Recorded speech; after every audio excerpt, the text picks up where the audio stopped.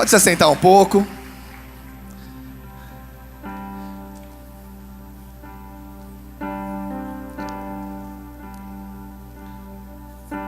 Amados, mesmo na fila aí do cartão, presta muita atenção, por favor.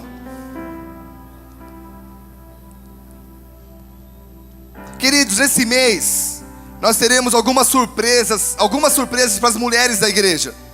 Ontem nós tivemos um culto de mulheres, amém? Domingo que vem nós teremos, como eu falei, uma surpresa para as mamães. Será algo muito legal. Convide o maior número possível de crianças, de famílias, de mamães para estarem aqui. E hoje eu quero falar de novo sobre uma mulher. Também, não de novo, mas também sobre uma mulher. Eu estou há 2 semanas com algo no meu coração. E faz 2 semanas que essa mensagem vem mexendo dentro de mim. E eu creio que vai ser uma bênção em nossas vidas. Vai ser uma conversa. Nós vamos mergulhar num texto.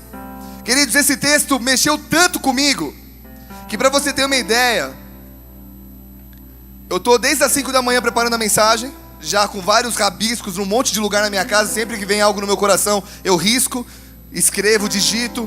Aí eu fui ajuntando tudo. Não teve como, eu vou ter que fazer uma segunda parte dessa mensagem, que é tão rico em detalhes, ao ponto que se você ficar viajando, dá uma olhada, você vai perder a meada, o fio da meada. Eu quero te incentivar, em nome de Jesus, a prestar atenção. Vai ser bênção para a tua vida. Vocês estão comigo? João capítulo 4. Essa mensagem vai estar depois ali no balcão da turma do Biga. Vai estar na internet essa semana. Nós vamos postar também no Face, turma do Biga. Nós queremos divulgar essa mensagem para muitos lugares, amém?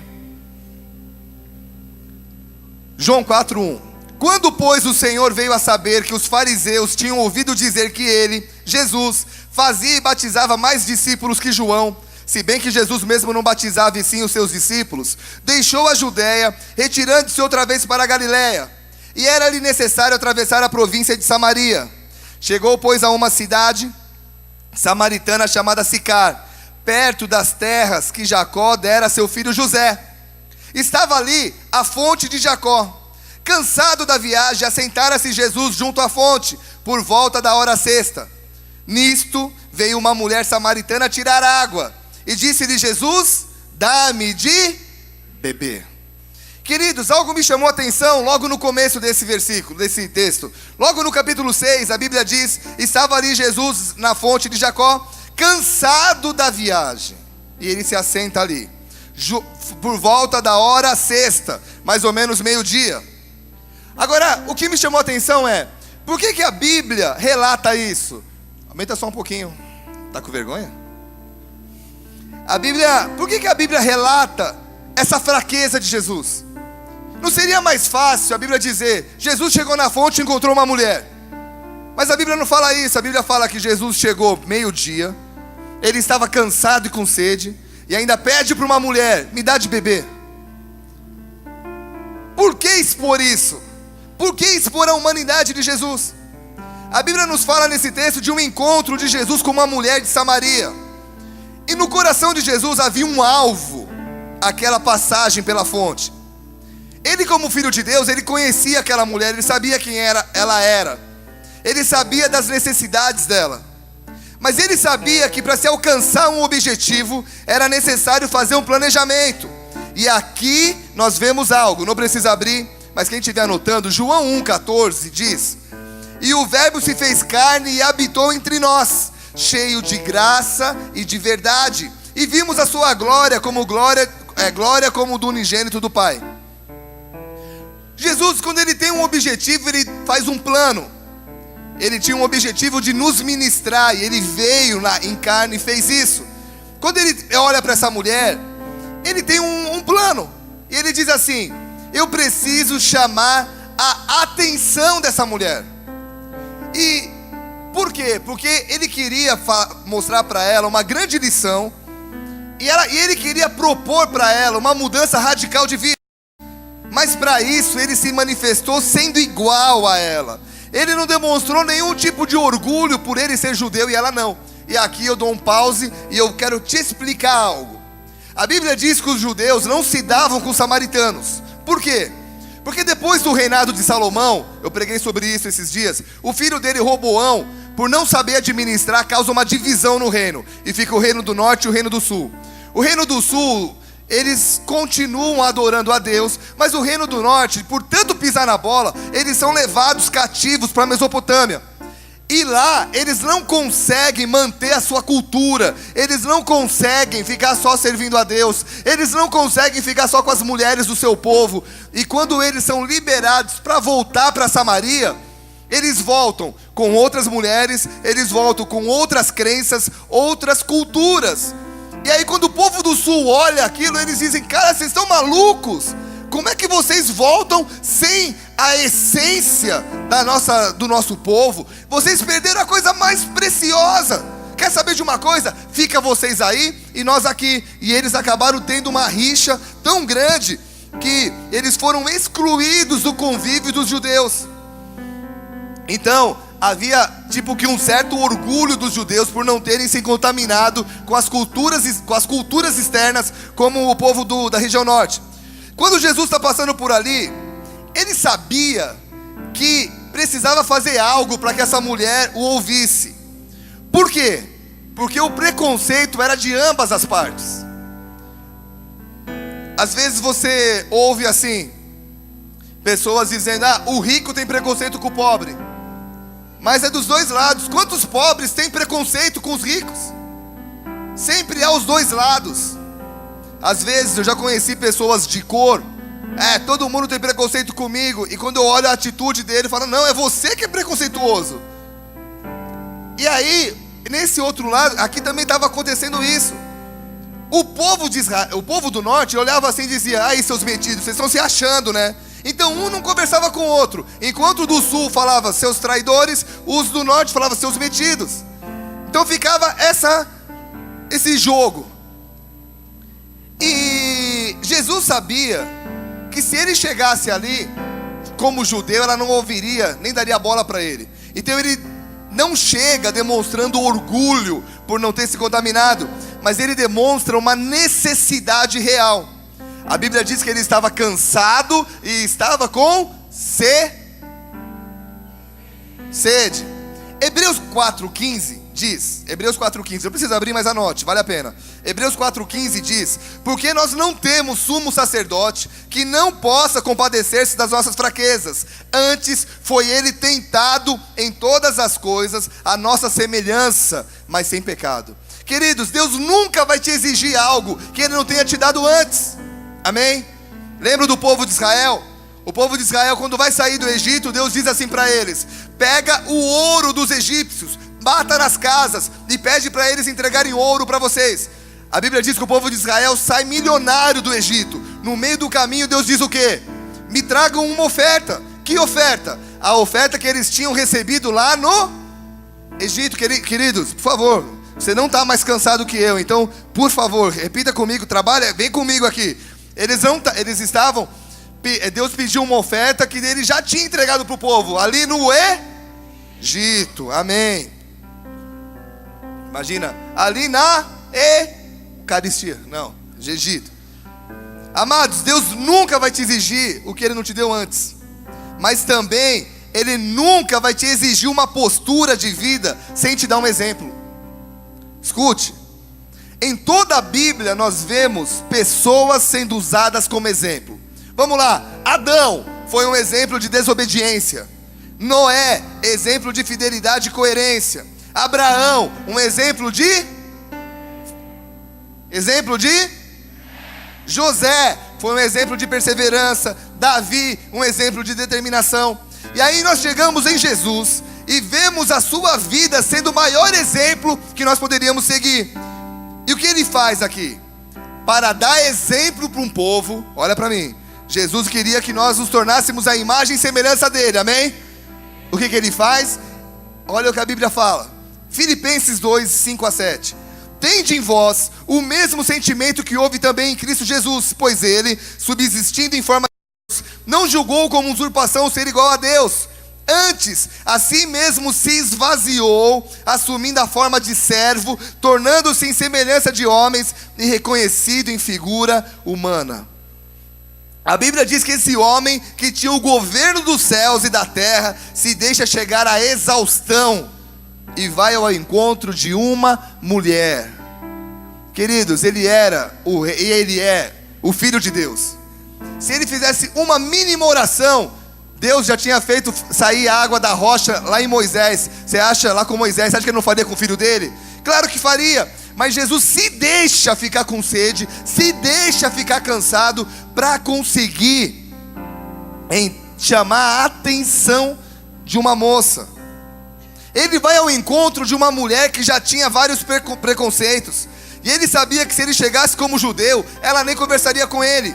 Mas de repente aparece Jesus de uma maneira bem natural. E o detalhe, olha para mim, com a guarda baixa, com as necessidades aparentes, com sede, cansado e debaixo do sol do meio-dia. Jesus se permite chegar dessa maneira para chamar a atenção dessa mulher. Versículo 7. Nisto veio uma mulher samaritana tirar água. Disse-lhe Jesus: dá-me de beber. Calma lá, pastor. Você acabou de falar que Jesus está querendo ajudar a mulher. Ele se faz tudo isso com foco na ajuda dela. E agora você diz que ele está pedindo algo para ela. As más línguas podem até estar dizendo: tinha que ser crente, né? Para ficar pedindo. Mas havia uma estratégia. Repita comigo: estratégia. Não é estratégia, vamos lá. Estratégia. Havia uma estratégia para ganhar o coração dessa mulher, porque ele sabia que havia muito mais necessidade nela do que nele. E a necessidade dele era cansaço e sede, seria suprida com o quê? Descanso e água.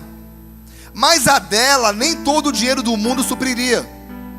Só que aqui Jesus está nos ensinando que muitas vezes, vocês estão entendendo? Vocês estão aqui? Entendendo ainda não, porque vai completar uma coisa na outra. Mas Jesus está ensinando que muitas vezes, para a gente poder ajudar alguém, nós vamos precisar sentir a dor daquela pessoa. Para poder curar alguém, nós vamos precisar sentir a força daquela doença. Porque eu estou dizendo isso? Fala para o irmão do lado, olha bem nos olhos dele e diz assim: porque a dor que você sente é a dor que você pode curar. O grande detalhe é que nós somos egoístas por natureza. E provavelmente você não ofereceria sua vida em favor de um estranho. Nós entraríamos na frente de um revólver por um filho, mas por um estranho nós pensaríamos duas vezes: Deus, vou ou não vou, vou ou não vou? Ah, pastor, não seria assim. É assim. Quando é seu filho, você não pensa 3 vezes, você não pensa 2, você nem pensa, você pula na frente. É meu filho, me mata, mas deixa ele. Mas quando é um estranho, você fala: será que ele merece morrer? Será que não é de Deus isso? É como aquela história. Não, mas deixa, não vai dar tempo. Tudo bem. Foi a primeira vez que eu queria que vocês não falassem isso. Mas eu já contei essa história, mas eu vou contar de novo para quem está vindo a primeira vez. Se tiver 10 pessoas, levanta a mão, primeira vez. Então eu vou contar por amor a vocês. Aquele cara que está voltando, cheio da igreja, feliz da vida, faz um som de passos andando. Nossa. Aí ele encontra um cara caído numa areia movediça.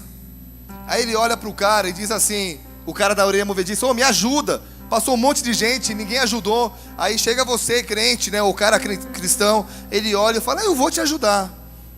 Ele pega uma pedra ou um toco de árvore, coloca ali, senta. O cara: você vai sentar, cara, eu tô morrendo. Não, calma aí.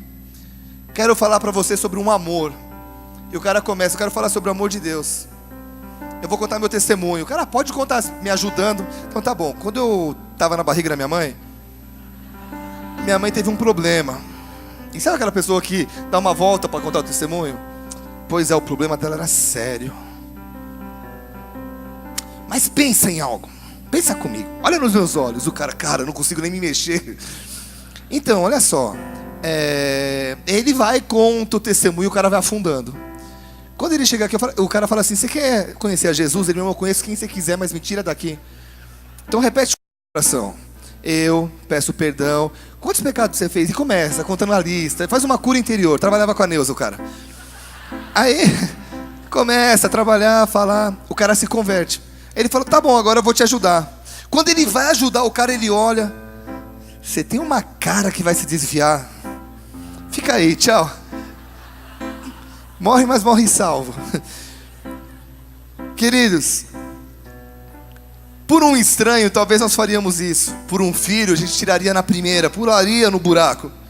Só que, olha pra mim, para a missão que Deus tem para mim e para você, nós vamos precisar nos identificar com as pessoas. E para se identificar, muitas vezes nós vamos ter que mostrar nossos limites, nossas limitações, aliás. Vamos ter que mostrar nossas necessidades. E passar necessidade não é fácil. Concorda comigo? Jesus estava na frente dessa mulher dizendo, mulher, eu sei por que você veio aqui buscar água. Você está cansada, você está com sede, você está precisando dessa água. Só que o grande problema nosso é que às vezes nós queremos oferecer o remédio assinando a receita, como um médico. Ei, eu tenho a solução para a tua vida.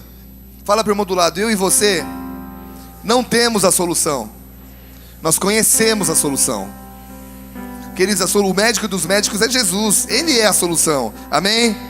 Agora, quantas vezes pessoas não se aproximam do evangelho porque conhecem aquele crente chato que acha que só ele está certo, e ele já chega num ar de arrogância dizendo, você precisa me ouvir, porque se você não me ouvir, queridos, na realidade nós conhecemos a verdade, mas quando chegamos como detentores da verdade, por favor me ouçam, quando a gente chega, nós conhecemos a verdade liberta, amém? Mas quando a gente chega com essa postura, eu sou o conhecedor da verdade, nós perdemos a conexão com o coração das pessoas. Se nós queremos que as pessoas nos ouçam, nós precisamos ter acesso aos seus corações. E ir ao coração de uma pessoa, nós não chegamos lá com um diploma na parede, mas com atos de misericórdia. Eu lembro de uma história que eu contei lá na época da Silva Jardim, vale a pena contar de novo, de uma irmã lá em Londrina, que passou por um morador de rua, um morador de rua, e Deus falou assim, fala do meu amor para ele. Era noite, ela tinha saído da igreja à tarde, ela ficou com medo, subiu o apartamento correndo. No máximo foi, Deus te abençoe. E quando Deus quer incomodar alguém, Ele sabe como incomodar. Você já foi incomodado por Deus? Essa mulher deitou, colocou o pijama, na minha mente veio o biquíni, não sei porque eu ia falar isso. Ela colocou o pijama. Ainda bem que eu pensei, é muito rápido aqui, o que vem aqui é ter que sair. Então, consegui acertar, no meio do caminho. Ela colocou o pijama e ela, vou dormir. Não conseguiu dormir. Levantou nervosa, tá bom. Colocou a roupa rapidinho, desceu lá para falar com o cara. E ele chegou lá e falou, cara, quero te dizer que Deus te ama e eu também te amo. Aí o cara, tá bom, para você é fácil. Ela falou, eu tava quase dormindo, cara. Eu vim aqui porque Deus mandou te dizer que Ele te ama e eu te amo. Aí ele falou assim, é muito fácil para você dizer isso. Você mora nesse apartamento, você está aí toda quentinha com a sua blusa. Ela falou, independente disso, Jesus te ama e eu te amo no amor dele. Daí ele olhou para ela e falou, você me ama mesmo? Aí ela falou, claro que eu te amo. Ele tirou do bolso um pirulito, meia boca já, já chupado um pouco. Começou a lamber, mais deixando baba do que puxando a baba. Tipo igual um bulldog. Você me ama? Eu te amo, Tontó. Essa menina pegou o pirulito. Deve ter falado em línguas uns 2 segundos. E pá! O testemunho dessa menina ela diz que quando ela colocou na boca, esse cara começou a chorar. Por quê? Porque não foi a palavra de amor que mexeu nele, mas foi o ato de misericórdia. Eu sou igual a você, cara. Uma vez eu ouvi um testemunho de um cara aqui em Curitiba que foi evangelizar um outro morador de rua que tinha acabado de pegar metade de uma marmita no lixo. Aí o cara sentou e o morador ofereceu, quer comer? Ele falou, quero. Aí os dois começaram a comer do mesmo lugar, tipo o cara pegando com a mão dele e ele também pegando. E o cara ouvindo e o cara aceitou a Jesus. Hoje ele é pastor nessa hora.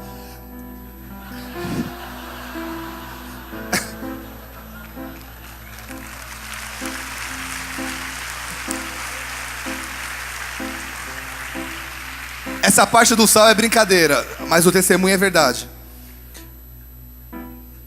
Queridos,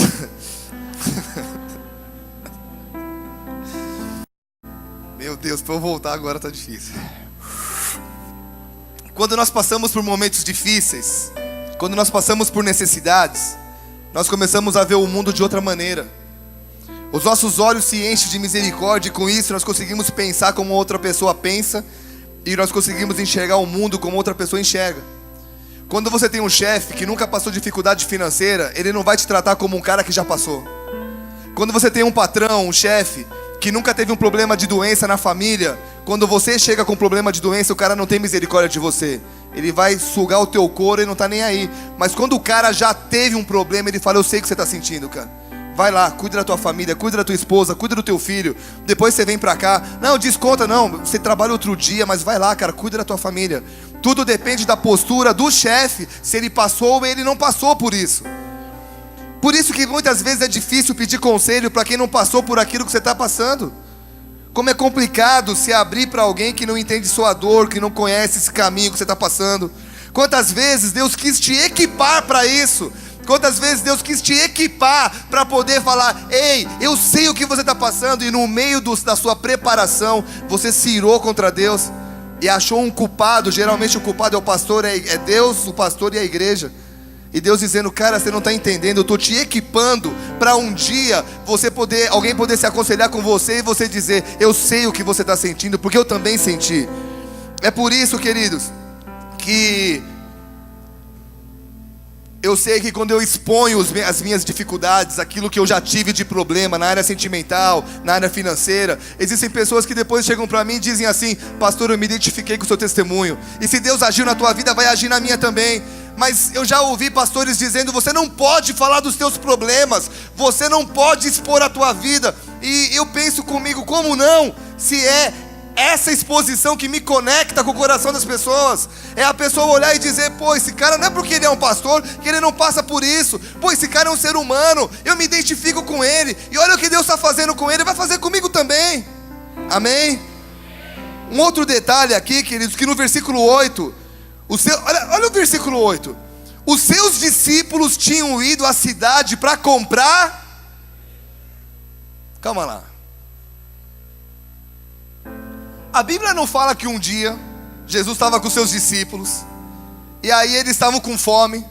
Tinha uma multidão ali ouvindo ele. Aí os discípulos disseram assim, vamos comprar comida? E Jesus fala, que comprar comida? Fica aí. Quantos pães tem? 5. Quantos peixes? 2. Ele orou, multiplicou e todo mundo comeu. Todo mundo conhece essa história? Não era mais fácil Jesus multiplicar ali alguma coisa e eles comerem ali? Mas ele não fez isso. Ele mandou os caras ir comprar comida, mais ou menos assim, vaza daqui, me deixa sozinho. Só que ele, como ele é educado, ele falou, ei, vamos comprar comida. Meu irmão, a Bíblia diz que Jesus estava com sede, não estava com fome. E aí ele manda os discípulos comprarem comida. Por quê? Porque a ideia de Jesus nunca é expor uma pessoa. A ideia de Jesus nunca é envergonhar alguém. Amados, todos nós temos necessidades e temos pontos fracos. Concorda comigo? E Ele não quer que você se sinta envergonhado. Ele foi conversar com uma mulher, que daqui a pouco eu vou te contar o que ela tinha de problema escondido no coração dela. E ele sabia que se os discípulos estivessem juntos, ela ia ficar com vergonha de contar isso para ele. Então ele manda os discípulos comprar comida, fica sozinho e diz, eu vou ter um encontro com uma mulher, eu vou mudar a história dela e ela não vai se sentir constrangida. Ela vai poder contar aquilo que está passando no interior dela. Amados, uma atitude do reino de Deus é sempre levantar pessoas. No reino de Deus, a ideia sempre é curar o soldado ferido. Sempre é curar aquele que ninguém quer ouvir. Mas às vezes, sabe o que eu vejo? Que mesmo estando no mesmo exército, eu vejo pessoas fazendo estratégias para derrubar o outro irmão, para dizer mal de uma igreja, dizer mal de uma denominação, de um pastor. Estratégias para denegrir a imagem de ciclano, de fulano. E como você acha que isso chega nos céus?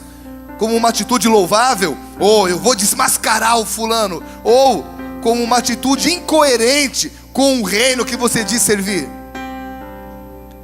O nosso objetivo como filhos de Deus sempre é a restauração e a preservação das pessoas, não o contrário.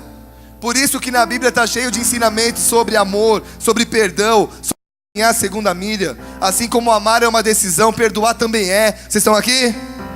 E aí o versículo 9 diz: então ele disse à mulher samaritana: como sendo tu judeu, pedes de beber a mim, que eu sou mulher samaritana? Para pensar de novo. Que texto rico. Em que versículo Jesus está falando que ele é judeu?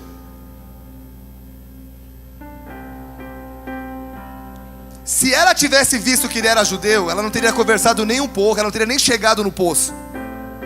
Ela não identificou pelas vestes dele. Aí ele está lá, ele fala assim: me dá água para beber. Ela: você é judeu?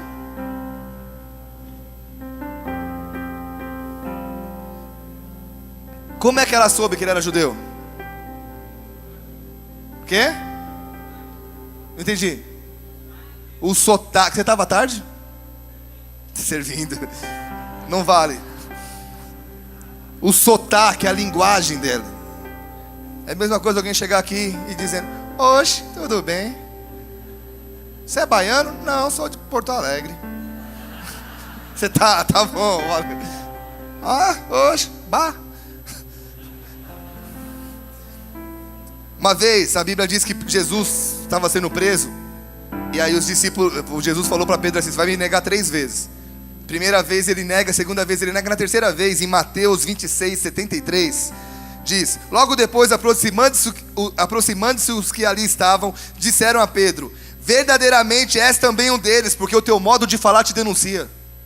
Pensa, esses caras deviam ter um sotaque muito forte. Esses caras deviam ter assim um acento do jeito que eles falavam, que tipo na hora identificava. Oxe, Bahia, Porto Alegre, Piá, Paraná, Curitiba, né? Vocês estão aqui? Jesus falou e ela se ligou. E o que isso me ensina? Que mesmo ele se humilhando para chegar ao coração dela, não tinha como ele esconder quem ele realmente era. E aqui entra o detalhe. Queridos, esse texto é rico. Ela descobre que ele é judeu. Estão aqui? Por que ela não foi embora? Você é judeu. Nem vou falar com você, cara. Por que ela não foi embora? Não vale nem falar nada, da servidão. Do serviço. Servidão é lá em Floripa é aquelas ruas vielinhas, né? Acho que é em Floripa que é servidão. Maurício. Por que ela não vai embora? Fala para o irmão do lado: porque Jesus tinha conseguido capturar o coração dela. Sabe o que Deus me falou? Que a humildade dele foi mais forte que a sua nacionalidade. A humildade de Jesus foi muito mais forte do que do lugar que ele tinha vindo. Queridos, a humildade sempre vai preceder a honra, e o orgulho sempre vai preceder a queda. Jesus olhou para aquela mulher e ele falou assim: você está com sede, né? Eu também. Essa identificação, mesmo ele falando que era judeu, prendeu ela. Ela olhou e falou: cara, mas você tem as mesmas necessidades que eu. Só que Jesus olha para ela e fala assim: você tem uma vantagem. Você tem um balde, eu não. Aos olhos humanos, quem estava em vantagem? Jesus ou ela? Ela, porque ela tinha um balde. Só que nem sempre, nem tudo é como parece. Nem sempre é o que parece. Pois ela tinha um balde, mas ele tinha a resposta para a sede da alma dela. Nem tudo, querido, que você pede ou que você precisa, e muitas vezes Deus está querendo te mostrar isso. Nós estamos pedindo tantas coisas, Jesus falando: cara, você está me mostrando, me apresentando um balde, mas o que eu tenho para você é maior que um balde. Sabe, às vezes nós nos achamos mais do que somos. Às vezes nós achamos que porque nós temos um balde, nós não precisamos de ajuda. Às vezes porque nós temos algo aparente em nossas mãos, nós meio que se achamos independentes de Deus. E Ele está querendo nos quebrar, dizendo: nada disso, cara. Nada que você tenha pode ser maior do que eu tenho para você. E aí ele está conversando com a mulher e ele consegue romper uma barreira e entra na fraqueza dessa mulher. E uma vez que ela mostra a fraqueza dela, ele age. Por que Jesus esperou essa mulher falar algumas coisas que eu vou te falar aqui depois? Jesus não sabia que ela era o que era, mesmo sendo filho de Deus? Claro que sabia, mas há um ensino aqui também. Querido, você vai precisar se humilhar diante de Deus. Você vai precisar tua dependência a Ele. Por isso que a Bíblia diz que a boca se confessa e com o coração se crê que Ele é o Filho de Deus. Mas eu não posso confessar a dependência de Deus no seu lugar. Eu não posso dizer: Deus, o Maurício depende de Ti. É o Maurício que tem que dizer: eu dependo de Ti. Eu vou te contar uma história, de novo, do meu casamento. De novo. Mas, queridos, como eu falei aqui, eu preciso falar aquilo que eu vivo. Amém? Eu não precisava ter ficado 7 anos mal no casamento. Mas 7 anos depois eu já não aguentava mais. Eu peguei uma bandeira branca e levantei e falei: tá bom, eu me rendo. Você fica com o cartão. Não foi isso. Nem precisou disso para ela ficar com o cartão. Tá bom, eu me rendo, eu preciso de ajuda, não aguento mais. Liguei para um pastor lá em São Paulo, meu pastor ligou para um pastor aqui em Floripa. Ele pegou o avião e veio aqui, sentou na minha frente e me falou coisas que eu já sabia. O detalhe é que eu fui curado. Nosso casamento foi curado. Pô, o cara, me apresenta esse cara. Meu irmão, a unção não é que... Ele é um homem de Deus, mas a unção não era isso. Sabe por que Deus me curou? Porque eu abri o meu coração e eu não fiquei com aquela atitude durante 7 anos: eu sou pastor, Deus vai me curar. Não, Deus vai agir. Eu abri meu coração e falei: eu preciso de ajuda. Chegou um cara na minha frente, falou que eu já sabia, mas por causa dessa postura de abrir meu coração, a cura entrou. Queridos, às vezes a cura está querendo entrar no teu coração e você está com um bloco aqui dizendo: cara, eu consigo. Pô, eu sou bom, eu sou inteligente, cara. Olha os meus diplomas, olha a minha vida, olha tudo que eu tenho vivido. E Deus falando: isso não interessa. O que eu quero fazer na tua vida depende só de uma abertura, de um rasgar, de dizer: eu dependo de uma cura, eu preciso de ajuda. Vocês estão ouvindo? E até você se abrir para isso, Ele vai te mostrando quão necessitado dele você é. Versículo 10. Replicou-lhe Jesus: se conheceras o dom de Deus e o quem é que te pede, dá-me de beber, tu lhe pedirias e ele te daria água viva. Era Jesus dizendo mais ou menos assim: filha, se você soubesse quem está falando com você. E aqui entra algo muito legal, porque é a mesma coisa que Jesus nos diz hoje. Jesus olha para nós e diz assim: filho, filha, vocês andam preocupados com muitas coisas, mas se vocês soubessem o que eu tenho para a tua vida. Jeremias 33:3 diz: clama a mim e responder-te-ei, e anunciar-te-ei coisas grandes e ocultas que não sabes. Amados, Deus tem coisas grandes para nós que nós ainda não sabemos. Você crê nisso? Ele está sempre dizendo que a glória da segunda casa é muito maior que a primeira, amém? Agora, quantas vezes você lutou por sonhos que no final você viu que não te levou a lugar nenhum? Tem algum problema sonhar? Pelo contrário, mais que incentivo é sonhar. Mas nós devemos sonhar os sonhos de Deus. Provérbios 19:21 diz: muitos propósitos há no coração de Deus, do homem, mas o desígnio do Senhor permanecerá. Queridos, o problema não é sonhar, o problema é que nós queremos sonhar os nossos sonhos. E é por isso que muitas vezes pessoas terminam uma faculdade, estudam 5, 6 anos, 7 anos, colocam na parede um diploma, e você chega para ela e diz assim: está realizada? Não, estou triste. Por isso que pessoas não se sentem realizadas na vida profissional, trabalham no que não gostam, todo dia é um parto, toda segunda-feira, meu Deus, o último momento de prazer do final de semana é o culto, segunda já começa um tédio. Queridos, eu vou te contar um pouquinho do meu final de semana. Começou na quinta, acordei de madrugada, fui orar, tive uma vida corrida. À noite chegaram os pastores, fizemos uma janta de comunhão entre os pastores. Sexta-feira, nos encontramos 6 horas da manhã aqui. Fomos para um curso de cordas, um curso que faz uma preparação de trabalho em equipe. E eu estava com a pastorzada do Paraná todo e os funcionários aqui da igreja. E era correria, subir em árvore, descer em árvore, pular de não sei aonde, para quem pulou, né? Fazer um monte de coisa, correria, tipo Rambo style. Das 8 da manhã às 6 da tarde. Meu irmão, eu que estou acostumado a malhar, estava cansado. Imagina a galera que não estava acostumada. Todo mundo podre. Saí de lá, fui correndo, consegui dormir umas 10 e pouco. Não, vim para cá para o aniversário do Sal. Voltei para casa, dormi 4 horas da manhã, acordei, preparei a mensagem do café de pastores. E a Vivi acordou para preparar a mensagem dela. Preparamos para o café, almoçamos com alguns pastores. E aí eu falei, eu vou dormir à tarde. Descobri que tinha um casamento. Lembrei de um casamento. Pá, fui correndo pro casamento, voltei e passei na casa da sogra. Passar na casa da sogra e ficar 5 minutos é morte. Então fiquei lá um tempo.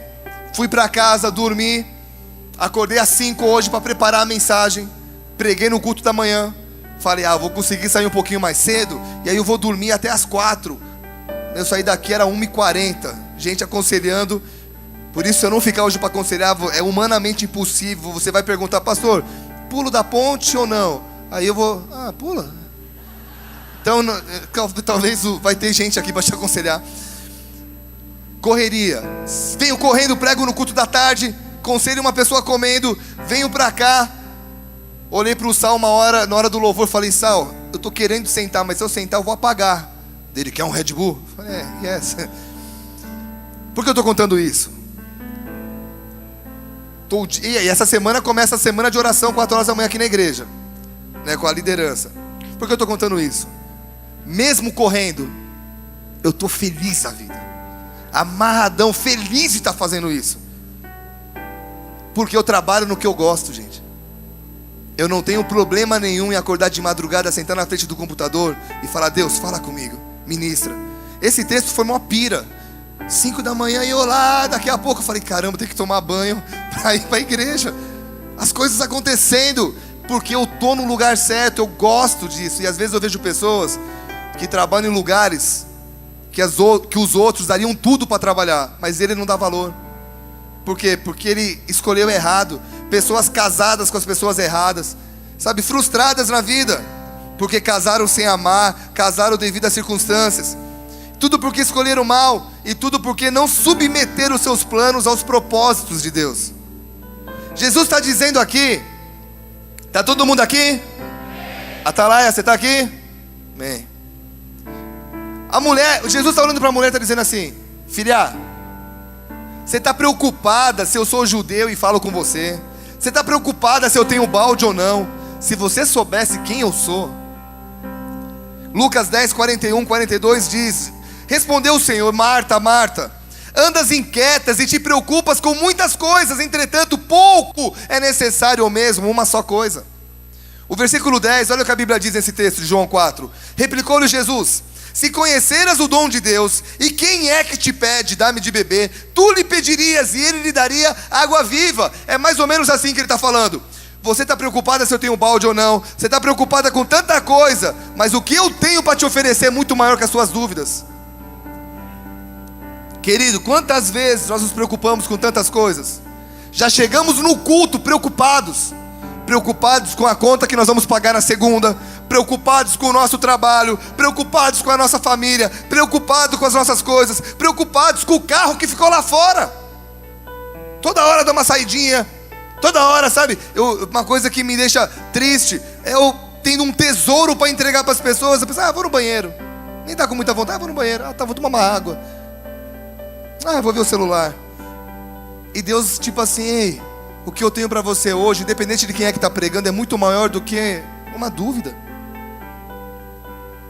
Jesus está dizendo assim, querida, enquanto você está se preocupando com tantas coisas, você deixa de experimentar o que realmente eu tenho para você. Salmo 37, 4 e 5 diz, agrada-te do Senhor e Ele satisfará os desejos do teu coração. Entrega teu caminho ao Senhor, confia nele e o mais Ele... Vocês estão entendendo? Vocês estão quietos porque vocês não estão entendendo ou estão entendendo? Amém o quê? Tipo, não estamos entendendo? Quem está entendendo, dá uma glória a Deus. Mas vocês falaram isso porque eu sou pastor ou porque é verdade? É verdade. Só que essa mulher, convenhamos, estou cansado. Essa mulher continua fazendo perguntas e perguntas. Ela não entende nada da conversa com Jesus. E olha o que ela pergunta. Versículo 20, 19 e 20. Senhor, disse a mulher, vejo que tu és profeta. Os nossos pais adoravam neste monte. Vós, entretanto, dizeis que em Jerusalém é o lugar em que se deve adorar. E o que Jesus estava querendo dizer para ela? Filha, enquanto você está querendo saber aonde se deve adorar, o motivo da sua adoração está na tua frente. Você está adorando a Deus, você está preocupado aonde? Mas o Filho de Deus está aqui. Alô? Era mais ou menos Jesus falando isso. Ei, eu sou o motivo. Você está preocupada com o lugar, eu estou aqui.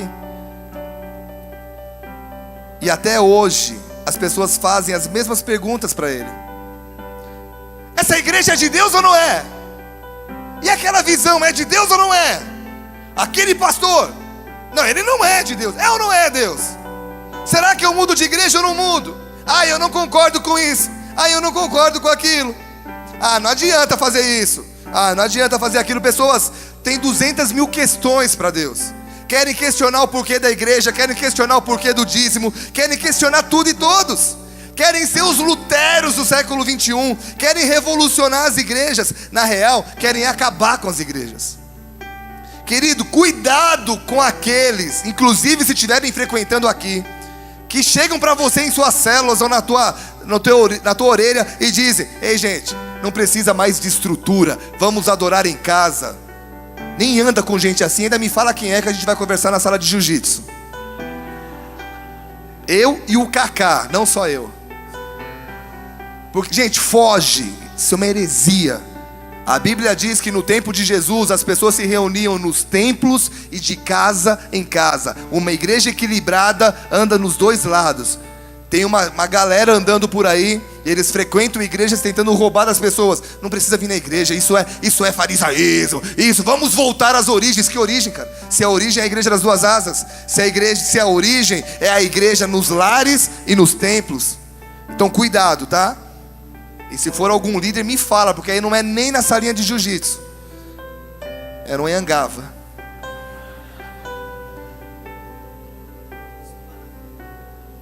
Enquanto estão questionando tudo e todos, Jesus está lá dizendo: ei, eu tenho a resposta para a sua principal dúvida. Porque, na real, queridos, a dúvida não é o que você coloca para fora, mas é o que está escondido em você. Enquanto essa mulher estava questionando tudo, Jesus olha e fala: tá bom, vamos ao ponto. Jesus vai dar uma direta nela. Olha que, queridos, essa mensagem é maravilhosa. Quem está entendendo diz amém. Amém. João 4,16. Olha o que a Bíblia diz. Ela está fazendo um monte de pergunta.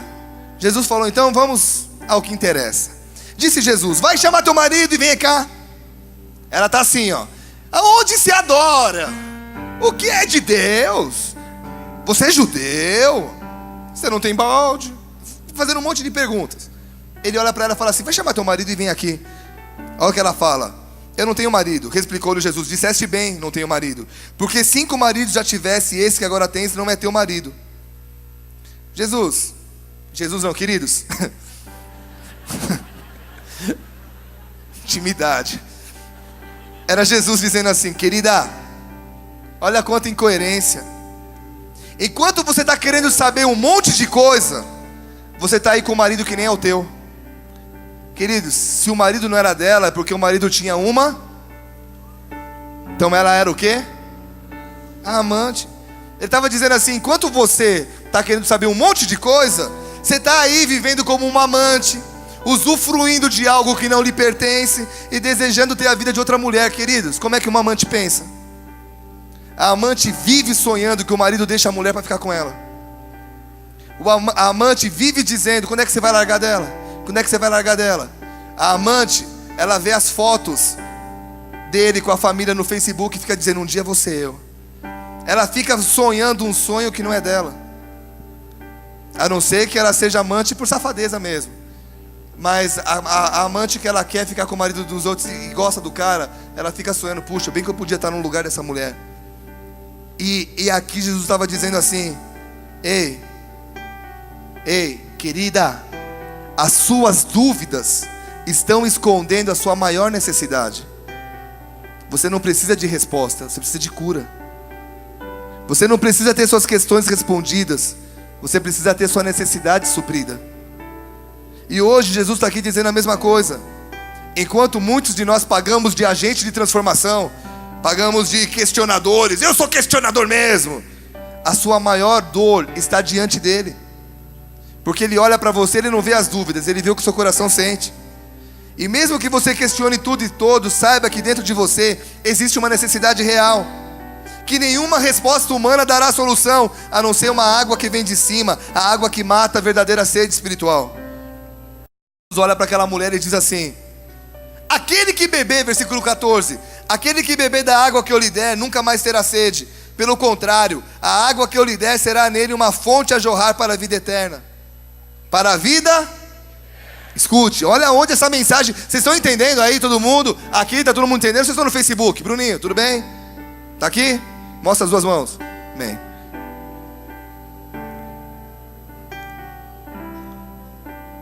Jesus, a missão de Jesus, repita comigo, a missão de Jesus não é terrena, é celestial. Ele está preocupado com a eternidade. Ele não está preocupado com os questionamentos que você faz, por mais que ele se preocupe com você. Mas a missão dele não é ficar respondendo cada dúvida sua. A missão de Jesus é proporcionar um caminho para a tua vida eterna. Enquanto você está preocupado com a sua vida e seus anos na terra que não passam de 100 anos, ele está lá dizendo: isso não é nada comparado àquilo que você vai viver comigo, a eternidade. Então a missão de Jesus não é temporal, não se resume ao nosso tempo, ela é eterna. Então ele não está preocupado com as suas 200 mil dúvidas, ele está preocupado com o lugar que você vai passar a eternidade e o que você está fazendo até esse dia. Olha para mim, o que você está fazendo até esse dia? Olha, quando Jesus me mostrou isso de madrugada, só faltava dar pulo de 2 metros de altura. Por quê? Olha como termina esse diálogo. Olha como termina, versículo 28. Essa mulher está preocupada com um monte de coisa, e Jesus olha para ela e diz o seguinte: vai lá chamar teu marido. Mostra a parte central de tudo que eu falei aqui. Olha o que a Bíblia diz: a mulher deixou o seu cântaro, foi à cidade e disse àqueles homens: vinde comigo e vede um homem que me disse tudo o que eu tenho feito. Será esse o Cristo? Olha como termina o versículo. Saíram, pois, da cidade e vieram ter com ele. Qual era a missão de Jesus aqui? Transformar uma mulher, uma amante, uma mulher sem marido, na primeira missionária de Samaria. Você não entendeu, porque senão você estaria dando berros de júbilo. Não, agora passou o tempo. Perdeu, Playboy. Queridos, a missão de Jesus não era ficar respondendo dúvidas. A missão dele era: querida, você é uma pastora, você é uma missionária. E essa mulher, ela sai com o coração incendiado. Ela chega na cidade: vem ver quem eu conheci. Detalhe, quem é que estava na cidade comprando comida? Ninguém se converteu com eles. Meu irmão, os caras andavam com Jesus. Ninguém foi ver Jesus. A mulher, sem marido, desprezada, teve vários maridos, chega lá e uma palavra dela: venham ver. Sai uma galera e conhece Jesus. Por quê? Porque dentro dela havia algo que as questões estavam escondendo. E Jesus passa por cima das questões, vai ao ponto do coração e diz: para de dúvida, você é uma pastora, eu te pus como autoridade nessa cidade. Vai lá e chama essa galera. Uma palavra dela: vem. A galera vem e conheceu a Jesus. Vocês estão... Xaracatá.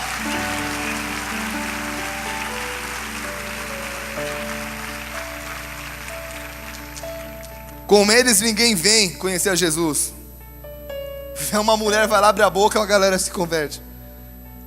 Por quê? Porque ela tinha nascido para isso. E o que havia acima desse chamado? Dúvidas, questionamentos. A missão de Jesus era muito maior do que responder algumas dúvidas. E para isso ele não poupou esforços.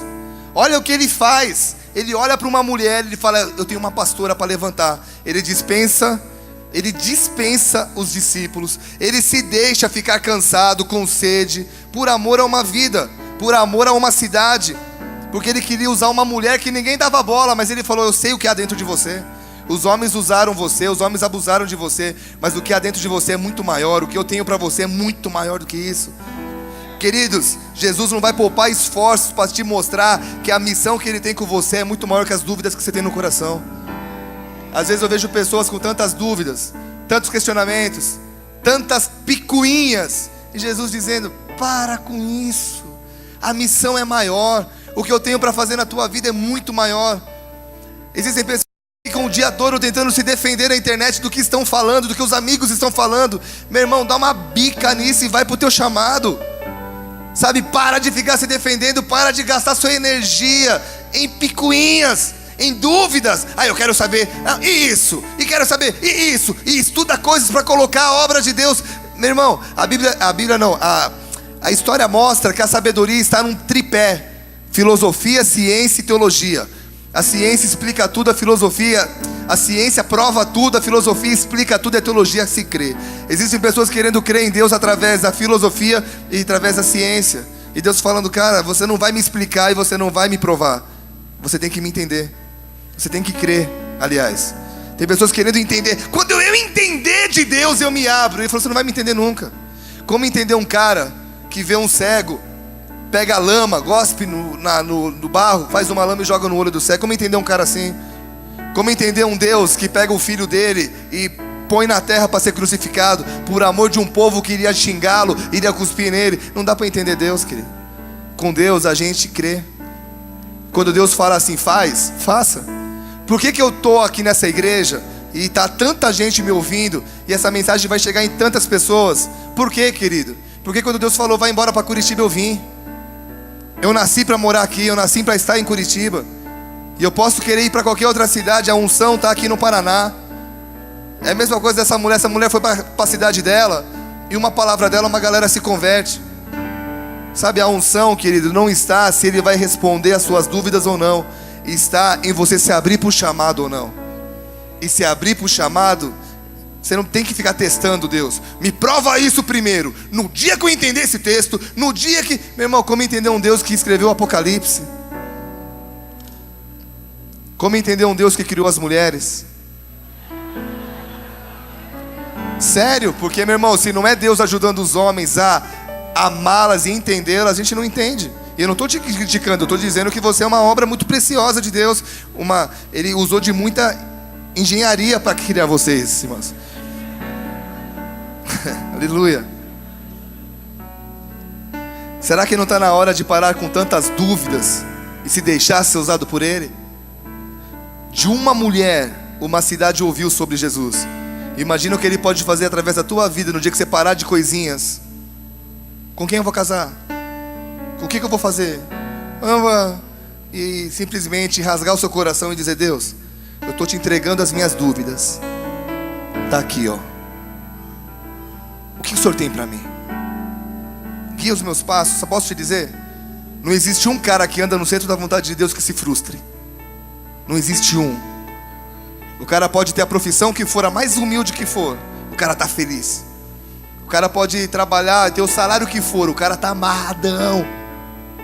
O cara está lutando para ter uma vida melhor? Sim, mas aquilo já o deixa feliz. Essa é a diferença.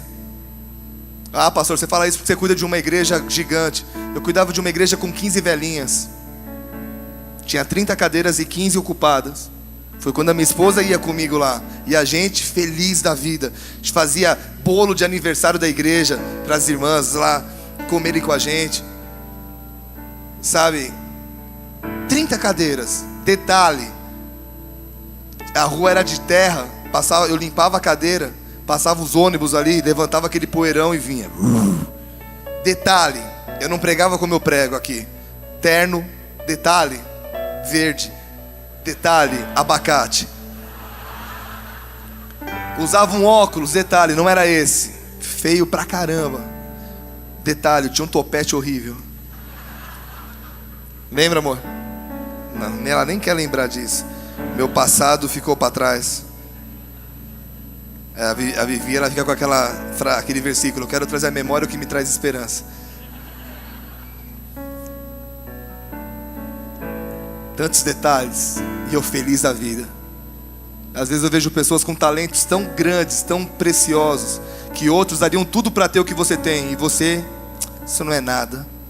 E Deus falando: cara, como eu queria que você se rasgasse diante de mim. Como eu queria que você deixasse de ser esse questionador, esse apegado em picuinhas. Por que aconteceu isso comigo? Por que aconteceu aquilo comigo? Por que isso? e simplesmente se rasgasse. Eu conheci um menino, daqui a pouco a gente vai falar mais sobre ele, mas o menino deu os 2 antebraços, detalhe, surfista, detalhe, trabalhava como designer gráfico, tudo ele usava as mãos. Perdeu, e eu conheci sem as mãos, e o conheci agora com os braços mecânicos. Ele vai pegar o microfone, ele tem que apertar um botãozinho, os dedos travam o microfone.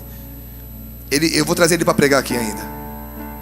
Ele falando, você se sente constrangido. Você fala assim, cara, não é normal isso. Quantos aqui já viram o seu Adolfo com o Vitor numa cadeira de roda lá atrás? Semana que vem nós vamos lançar o livro dele aqui. Amém? Bem preparado, tá? A gente vai lançar o livro dele aqui. Todo o valor arrecadado vai ser todo para ele. Mas esse cara abriu mão da profissão dele, saiu do trabalho para se dedicar à cura do filho. O detalhe, ele estancou a doença do filho. Um cara aqui de Curitiba, hoje ele exporta isso para o mundo todo. O livro conta. Nenhum médico ajudava, nenhum médico. O filho dele perdendo movimentos, o cérebro sendo detonado.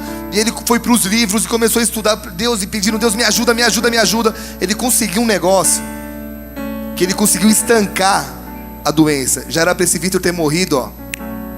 Ele só não conseguiu recuperar o que tinha perdido, mas ele parou de perder o filho. Tá aqui. Eu estava lendo o livro dele, e ele é bem detalhoso com a história, mas eu quero te encorajar a ir até o fim do livro. Eu apanhava do começo. Sabe aqueles livros que você não consegue parar de ler? Quem já leu um livro assim? Que você está lendo, aí você fala, caramba, perdi a hora. Você larga o livro e sai correndo porque o livro te envolve. É assim esse livro. E às vezes eu falo, eu estou reclamando às vezes porque eu estou com dor no braço. Estou reclamando às vezes porque está chovendo.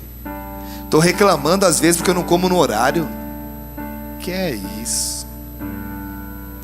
Queridos, às vezes tem países que as pessoas não têm acesso à Bíblia, e a sua está largada na tua casa, você nem dá uma olhada para ela. Esses dias eu recebi um vídeo de um país recebendo a primeira Bíblia, os irmãos recebendo a Bíblia. Eles, cara, eles felizes. Sabe o que nos impede de viver no 100% por Deus, com Deus? Questionamentos. Por que disso? Sabe o que a gente acha? A gente se acha maior que Deus. Me prova porque eu estou passando por isso. E Deus orando, dizendo assim, para com isso, cara. Para de ficar me questionando. Vem ser uma bênção. Vem viver o sobrenatural. Vem viver coisas maiores. Vem viver desafios maiores. Uma mulher sem marido transformou uma cidade. Imagina você no teu bairro. Imagina você na tua cidade. Imagina você no teu serviço. Imagina você na tua faculdade. Sendo quem? Você. Só sua postura. Sem questionamento, sem... Sabe, uma vez colocamos uma foto na turma do Biga no Face e virou uma polêmica. E eu não tinha visto, o Luciano que colocou a foto. E quando eu fui ver, já tinha lá 200 comentários. Uma briga. Aí tinha um cara que colocou assim: só entrei pra ver qual é a resposta que você vai dar pro fulano. Uma resposta bem, uma pergunta bem acusadora. Sabe que eles querem colocar o crente na parede? Aí uma amiga minha de São Paulo entrou e escreveu assim: você acha que eles vão perder tempo pra te responder?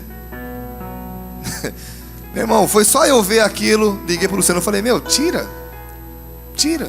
Mas estão te criticando. Cara, eu tenho um estado para alcançar. Vou ficar prestando atenção em críticas. Querido, sabe o que você tem que fazer? Aquilo que Deus tem na tua vida é muito maior do que ficar se defendendo, do que tentar ficar provando para alguém que você está certo. Se rasgue diante dele. Fala para Deus: Deus, eu tenho uma necessidade. Não é porque eu tenho um balde na mão que eu não precise disso. Quantas pessoas com um balde na mão e Deus falando: cara, você tem um balde, a quantidade de água não cai, é muito maior que um balde. A quantidade de água dá para você nadar. Você fica preocupado com o balde que você tem? Quero te convidar a mergulhar nessa água nessa noite. Quero convidar você a jogar, sabe? Geralmente você pular num rio gostoso, você tira a roupa e pula pelado. Quero te convidar a tirar a roupa das dúvidas, dos questionamentos e pular. Falar: Deus, eu quero isso para mim. Há uns céus esperando por nós, querido. Há um céu esperando que nós levemos o maior número de pessoas para lá. Mas você precisa parar de coisas pequenas e se jogar naquilo que realmente interessa. Feche seus olhos, abaixe tua cabeça um pouco.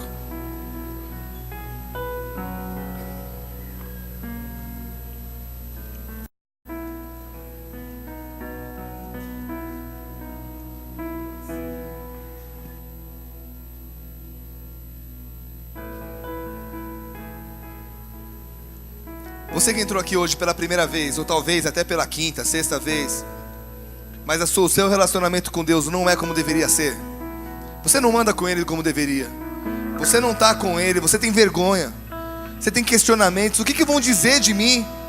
E se eu me converter, o que vai acontecer comigo? Tantas dúvidas e você deixando de viver o melhor de Deus. Quando eu me converti, eu tinha 16 anos. Eu também tive 200 dúvidas. Mas graças a Deus que eu passei por cima delas. Porque hoje eu tenho 38 anos, eu tenho então muito tempo com Ele. Se eu tivesse esperado para me converter o ano passado, talvez eu estaria sentado no banco de uma igreja em São Paulo. Crente sim, mas deixando de viver o melhor de Deus para mim. Eu quero te convidar a passar por cima das tuas dúvidas e mergulhar nele. E como Jesus ele não expõe ninguém, eu não quero te convidar para vir na frente hoje, eu não quero te convidar para ficar em pé. Mas se você quer entregar a tua vida para Ele e passar por cima dos seus questionamentos, não querer explicar a Deus, mas querer viver Deus, de olhos fechados, levanta a tua mão direita comigo bem alto. Nós vamos fazer uma oração. Se você quer entregar teu coração para Ele, repete assim comigo: Senhor Jesus, Senhor Jesus, me perdoa pelos meus questionamentos. Me perdoa porque eu tenho vivido conforme a minha vontade. Mas nessa noite eu reconheço que há um Deus que me amou tanto, que enviou o seu único filho para me dar vida, para me salvar, para me perdoar.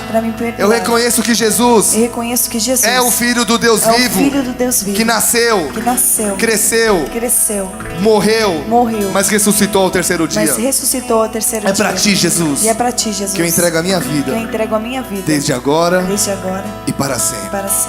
Levanta a tua mão direita, você que estava com a mão erguida, continua com ela. Pai querido, em nome de Jesus, nós queremos te agradecer por essas vidas. E eu quero te pedir em nome de Jesus que eles venham te conhecer de uma maneira tão especial. Tira Pai, faz com que eles venham abrir mão das dúvidas e se mergulhem num relacionamento contigo. Nós profetizamos vidas que vão te amar, não pelo que o Senhor faz, mas por quem o Senhor é.